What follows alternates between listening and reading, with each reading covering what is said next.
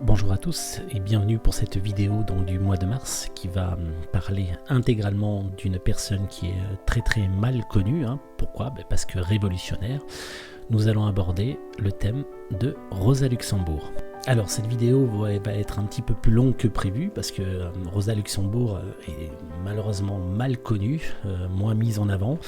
Pourquoi? Parce que c'était tout simplement une révolutionnaire qui s'occupait du prolétariat. Alors la définition du prolétariat, si vous voulez, c'est pas forcément la personne avec du cambouis sur les mains et un tablier bleu. Le prolétariat, c'est toute personne qui sont enchaînées par le salariat. C'est la définition même de Marx, donc c'est pas forcément une personne avec du cambouis sur les mains. Voilà, donc effectivement, par rapport à d'autres femmes, des grandes figures du féminisme, on a Olympe de Gouges, Simone de Beauvoir, Simone Veil, etc. Rosa Luxembourg est moins mis en avant, bien évidemment, parce que son combat est autre et différent. Son combat est révolutionnaire et on va voir à travers cette vidéo, on va essayer de décrypter justement ce combat et toute son histoire. Alors, concernant Rosa Luxembourg, elle était issue donc d'une famille de commerçants juifs polonais. Rosa Luxembourg fait de brillantes études au lycée de Varsovie, qui se trouve encore sous domination russe. Elle était militante au sein du prolétariat, un parti socialiste révolutionnaire, et elle doit fuir en Suisse où elle passe une thèse d'économie politique. Ayant acquis la nationalité allemande en 1898, Rosa Luxembourg milite au SPD, le parti social-démocrate, à la Deuxième Internationale. Elle y défend l'idéologie de Karl Marx et devient, grâce à la rigueur et à la cohérence de ses analyses, une théoricienne du socialisme. Pendant la Révolution russe de 1905, elle se rend à Varsovie, mais elle est arrêtée, échappe un peu à l'exécution. De retour en Allemagne en 1906, où elle se trouve marginalisée dans son parti qui défend l'intégration de la classe ouvrière au sein de la société capitaliste, contrairement à Lénine, qui mise sur la discipline d'un parti bien structuré, elle défend l'idée de la grève de masse qui est le principal moyen d'action révolutionnaire pour elle. Rosa Luxembourg s'oppose à la dérive guerrière de l'Allemagne et une campagne pacifiste qui lui vaut d'être arrêtée en 1915. En 1916, la crise du SPD l'a conduit à fonder avec Lara Zeskin la Ligue des Spartakistes, mouvement révolutionnaire et antimilitaire, ancêtre du Parti communiste allemand. Elle est à nouveau emprisonnée jusqu'à la révolution allemande en novembre 1918. Enthousiasmée par la révolution russe de 1917 et l'espoir qu'elle suscite dans la révolution russe de 1918, elle se montre cependant très lucide et clairvoyante sur l'autoritarisme et le manque de liberté du régime bolchéviste mis en place par Lénine. Et c'est là que c'est très intéressant. Le rapport de force n'étant pas favorable aux révolutionnaires, Rosa Luxembourg s'oppose à l'insurrection des Spartakistes dont elle dirige le journal Die Rossfan. Alors, vous pouvez tout à fait, tout au long de cette vidéo, vous moquer de moi sur mon accent allemand, parce que franchement, vous avez tout à fait le droit. Puis en même temps, avec des sujets comme ça, vaut mieux rigoler. Allez, retournons à nos propos. Mais elle participe néanmoins au mouvement. Elle est arrêtée le 5 janvier 1919 et elle était assassinée le 15 janvier par des officiers nationalistes chargés de la répression et de l'insurrection. Maîtrisant parfaitement les concepts de Marx, Rosa Luxembourg a su bâtir sa propre analyse en étudiant les aspects nouveaux du capitalisme, le colonialisme, l'accumulation des capitaux, etc., en théorisant l'internationalisme qu'elle oppose au nationalisme et aux luttes de libération nationale. Attachée aux idées de la démocratie, démocratie entre guillemets, elle pense que la révolution ne pourra venir que par la spontanéité des masses et non de l'avant-garde éclairée dont la dictature sera celle d'une poignée des politiciens et non celle du prolétariat. Cela nous rappelle un petit peu quelque chose de manière contemporaine, ne trouvez-vous pas? Alors, dans les formules organisationnelles de Rosa Luxembourg, exposées dans l'article publié en 1903-1904 dans le Neues Desk, organe théorique de la social-démocratie allemande, et dans la brochure de grève générale, parti et syndicat de 1906, s'oppose radicalement au centrisme de Lénine d'avant 1905, par leur instance sur l'initiative révolutionnaire des masses, elle-même et par les réserves qu'elle émette sur la concentration du pouvoir entre les mains du noyau des dirigeants du parti. Il nous semble encore une fois que c'est dans une situation du mouvement ouvrier allemand en général et en particulier sous son aile révolutionnaire qu'il faut chercher les racines des thèses de Rosa Luxembourg. Le Parti social-démocrate allemand était une organisation de masse légale et hautement organisée. Des tendances opportunistes et révisionnistes se manifestaient déjà à cette époque, en 1903-1906, dans la direction du parti, surtout dans le groupe parlementaire. L'aile radicale du PSD plaçait ses espoirs dans les potentialités révolutionnaires des masses, et non dans la capacité d'initiative des dirigeants bureaucratiques, lesquels étaient à leurs yeux un élément essentiellement timoré et conservateur. Dans les syndicats liés au PSD, la minorité de gauche menait depuis longtemps un combat acharné contre les tendances antidémocratiques et centralistes de la bureaucratie syndicaliste réformiste. Par ailleurs, certains intellectuels révisionnistes, Georges Bernard, Maximilien Harden, soulignaient avec complaisance dans leur essai politico-littéraire de la supériorité des dirigeants cultivés sur la masse aveugle, s'attirer les foudres de la critique de Rosa Luxembourg. Pour Rosa Luxembourg, comme pour toutes les tendances marxiennes du PSD, l'écoulement du capitalisme en Allemagne était envisagé en termes surtout économiques. Au contraire de la Russie des tsars, où seule limite imaginable du capitalisme était politique, cela nous permet de mieux comprendre non seulement les divergences entre Luxembourg et Lénine sur l'accumulation du capital, mais aussi sur leur désaccord organisationnel. Pour Rosa Luxembourg, la crise catastrophique de l'économie capitale conduirait plus large masse à une position révolutionnaire, indépendamment de l'action consciente des dirigeants, et même contre les dirigeants s'ils deviennent un obstacle.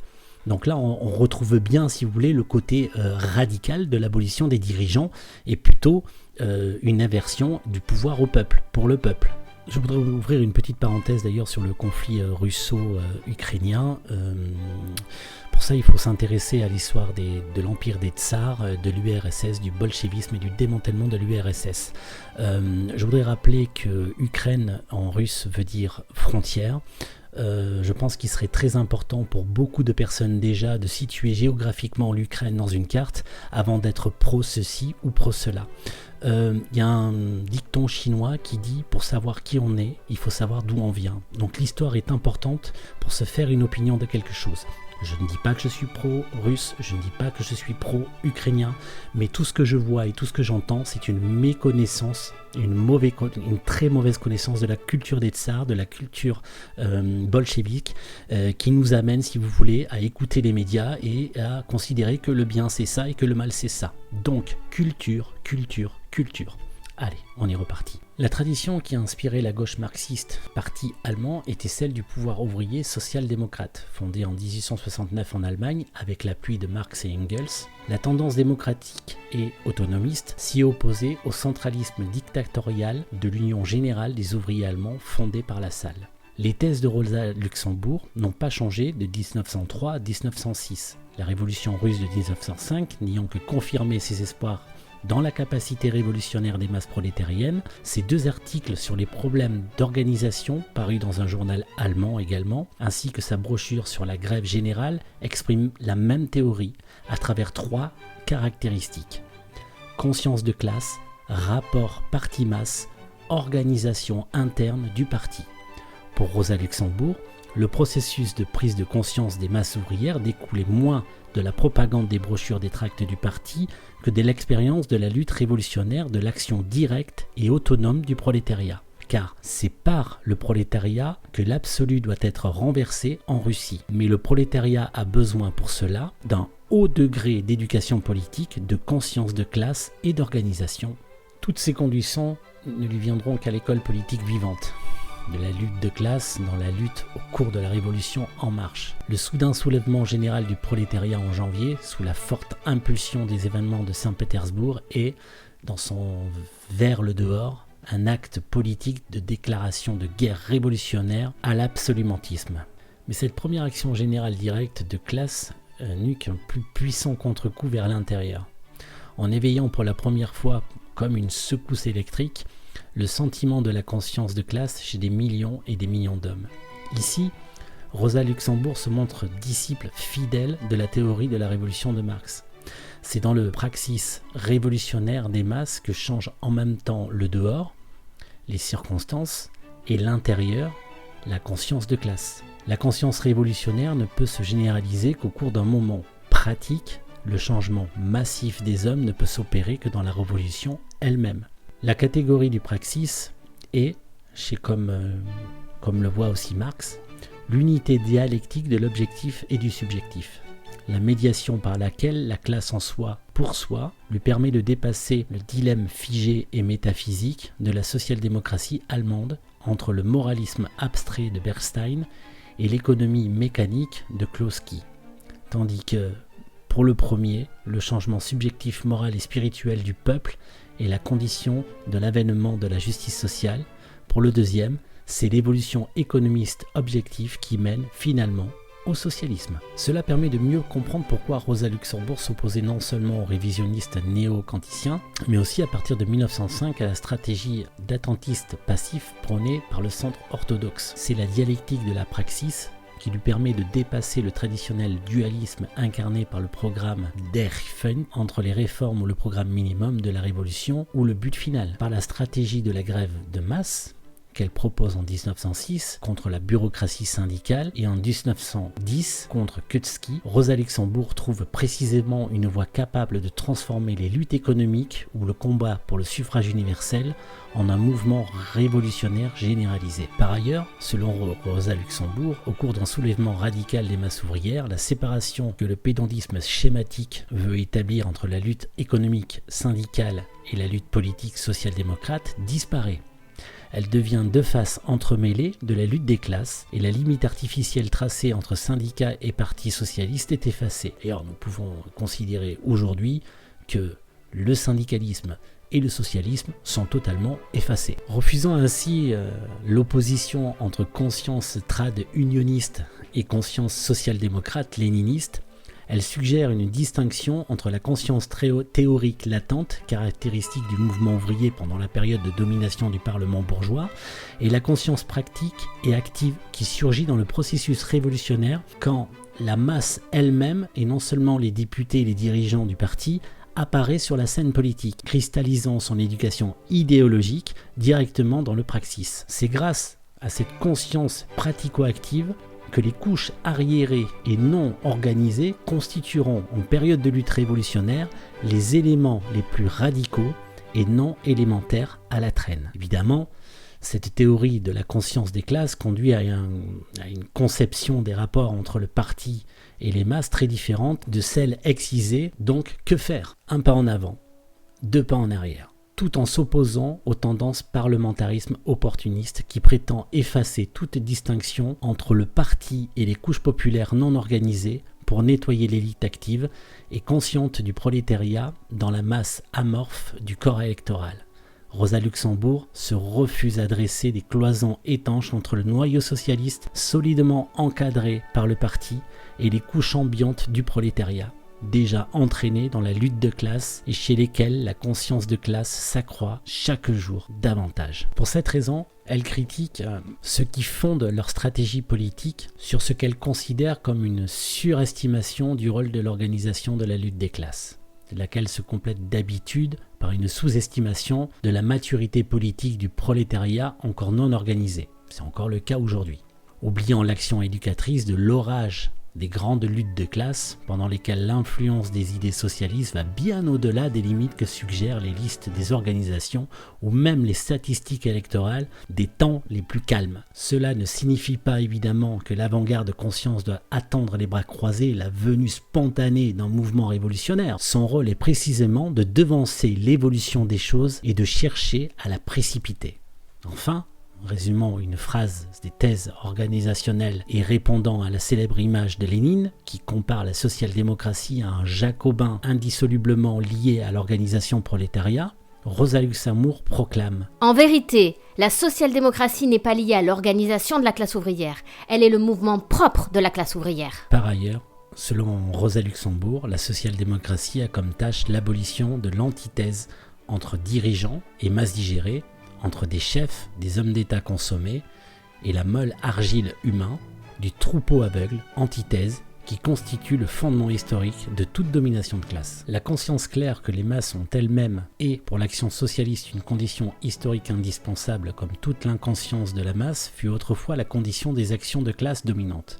Par conséquent, le rôle des dirigeants doit être précisément de se dépouiller de leur quantité de chefs dans la mesure où ils sont la masse de la dirigeante et de même les organes exécutifs de l'action consciente de la masse. En somme, Le seul sujet auquel incombe le rôle de dirigeant est le moi collectif de la classe ouvrière révolutionnaire, dont les erreurs sont historiquement beaucoup plus fécondes que l'infaillibilité du meilleur comité central. Et là, c'est très intéressant. Partant de ces prépositions, Rosa Luxembourg refuse ce qu'elle appelle l'ultracentrisme de Lénine dans un pas en avant. Ce centralisme rêvé, à son avis, un caractère nettement jacobino-blanquiste, tendant à faire comité central le seul noyau du parti. Imprégné de l'esprit stérile du veilleur de nuit, le noyau directeur se souciera plus du contrôle et encadrer le mouvement que le développer et le féconder. À ce type de centralisme, adéquate à une organisation de conjurés, elle oppose le centralisme social, qui ne saurait être qu'un autocentralisme, le règne de la majorité à l'intérieur du parti, la concentration impérieuse de la volonté de l'avant-garde, contre les particularismes d'ordre national, religieux ou professionnel. Quant à la discipline acquise de l'école de la fabrique, discipline qui, selon Lénine, rend le prolétariat naturellement adapté à la discipline du parti, et pour Rosa Luxembourg, la docilité bien réglée d'une classe opprimée. Quant à la discipline acquise dans l'école de la fabrique, discipline qui, selon Lénine, rend le prolétariat naturellement adapté à la discipline du parti, elle est, pour Rosa Luxembourg, la docilité bien réglée d'une classe opprimée. Elle n'a rien de commun avec l'autodiscipline librement consentie de la social-démocratie que la classe ouvrière ne peut acquérir qu'en extirpant jusqu'à la fin, jusqu'à la dernière racine, les habitudes d'obéissance ou de servitude imposées par la société capitaliste. Il y a dans le discours de Rosa Luxembourg en défense de l'école du parti du congrès de Nuremberg en 1908, cette remarque particulièrement éclairante. Pour nous qui sommes partis de lutte, l'histoire du socialisme, c'est l'école de la vie. Nous en retirons sans cesse de nouvelles stimulations. Luxembourg nous expose ici que le mouvement ouvrier se construit aussi de la conscience qu'il a lui-même par l'étude de sa genèse et de son histoire, et comme elle le dira dans sa célèbre brochure de Junius, des leçons de ses innombrables erreurs par une autocritique sans merci. Cette dimension réflexive est essentielle, tout le déploiement de la conscience révolutionnaire s'y joue. Contrairement à la classe capitaliste, qui a pu asseoir progressivement sa domination sur les décombres des sociétés féodales de l'Ancien Régime à travers des différentes leviers étatiques et économiques ou de compétences administratives, juridiques, technologiques, parfaitement compatibles avec sa vocation hégémonique, le prolétaire ne peut compter que sur cette conscience. Lui retirer cela, c'est tout lui retirer. Aussi, elle n'hésitera pas à parler de la situation historique jamais vue dans l'histoire mondiale, et dans ce processus historique, de propositions gigantesques, elle comprend que dorénavant, toutes les contre-révolutions se fera sous le drapeau de la même révolution dès lors que le parti cesse de pratiquer la politique qu'implique son essence même. La masse attirée sous les bannières de la social-démocratie et des syndicats en vue de livrer combat au capitalisme a été aujourd'hui, par ces organisations précisément, placée sous le joug de la bourgeoisie, comme si elle n'en avait jamais été depuis l'exercice du capitalisme moderne. Cette situation a-t-elle jamais été renversée depuis ? On comprend avec Luxembourg à quel point la Première Guerre mondiale et ses suites immédiates constituent une bifurcation dans l'histoire mondiale. C'est un attentat, non pas à la culture bourgeoise du passé, mais à la civilisation sociale de l'avenir. Un coup mortel porté à la force qui porte en elle l'avenir de l'humanité et qui seule peut transmettre les trésors précieux du passé d'une société meilleure. Ici, le capitalisme découvre sa tête de mort. Ici, il trahit que son droit d'existence historique a fait son temps, que le maintien de sa domination n'est plus compatible avec le progrès de l'humanité, à quel point aussi l'éthique du prolétariat s'évanouit à mesure que se dénature son mouvement réel. On retrouve encore Marx. C'est pourtant à cette posture éthique, irréductible, sans concession, que nous invite au final Rosa Luxembourg. Les dés qui vont décider pour des décennies la lutte de classe en Allemagne sont jetés, et pour chacun de nous, jusqu'au dernier, il importe de clamer « Je suis là et je ne puis agir autrement ». Par cette exigence, il n'est pas sûr que Rosa Luxembourg soit très actuelle. Son œuvre donne-t-elle pas au contraire toute la mesure de l'éclat entre ce que nous vivons et nous avons vécu depuis l'échec de la vague révolutionnaire au sortir de la Première Guerre mondiale, et ce fut un véritable projet d'émancipation, inscrit à la fois dans le développement matériel et la société et porté à la fois par un irrépressible élan utopique ? Ça, c'est la question que tous les mondialistes vous poseront. À chaque fois qu'une révolution naîtra, c'est exactement les remises en question qui se poseront à vous. Mais il ne faut pas oublier que la vieille taupe continue de creuser. Et pour la première fois, De nouvelles générations surgissent qui n'ont pas connu la chape de plomb des idéologistes marxistes et doivent se confronter à un capitaliste dont la dynamique mortifère interdit tout statu quo. Invoquer Rosa Luxembourg dans ce contexte, c'est rendre possible une réappropriation de ce que fut le sens réel d'un combat révolutionnaire. Nous ne nous sommes pas perdus et nous vaincrons pourvu que nous n'ayons pas désappris d'apprendre, disait-elle. Et elle avait raison. Contribuer à faire en sorte qu'il soit ainsi, c'est la seule justification d'un projet à restituer l'intégralité d'une œuvre et l'intégralité de la réalité de ce qu'est l'être et de ce qu'est l'homme. À Berlin, le jour de sa mort, l'icône intellectuelle marxienne venait tout juste de sortir de prison. Des militaires sont venus la chercher à son domicile pour la conduire à l'hôtel Eden, où elle doit être interrogée. Ces militaires sont en fait des corps francs, les membres d'une milice. Ils assomment Rosa Luxembourg d'un coup de crosse de fusil et l'amènent dans la voiture. L'un de ces hommes lui tire une balle dans la tête. Son corps sera jeté au fond d'un lac. Pourquoi s'est-elle fait assassiner de cette manière ? Parce qu'elle dérange. L'Allemagne a vaincu, est en ébullition, et en ce mois de janvier, 19 janvier, les ouvriers se soulèvent, mais la répression est proportionnelle à l'ampleur du mouvement. Or, Rosa Luxembourg soutient les ouvriers. Elle a créé le Karls Liebenstein, la Ligue spartakiste, en hommage à Spartacus, l'esclave révolté. Il s'agit d'un groupe marxiste d'extrême gauche. Elle a aussi milité avec les pacifistes contre la Première Guerre mondiale et bien entendu, elle soutient la révolution bolchevisme en Russie, même si elle garde une certaine distance avec elle, notamment quant aux méthodes répressives de Lénine. Nous pouvons considérer Rosa Luxembourg dans la lignée des présocratiques, dans la lignée de Marx, Hegel, dans la lignée bien évidemment de tous ces penseurs radicaux. Rosa Luxembourg était une femme avec des idées radicales, à l'étymologie de la racine des choses. C'est une femme dont on ne parle pas assez malheureusement. Je vous souhaite une très très bonne journée et je vous dis au mois prochain pour une autre vidéo. Au revoir.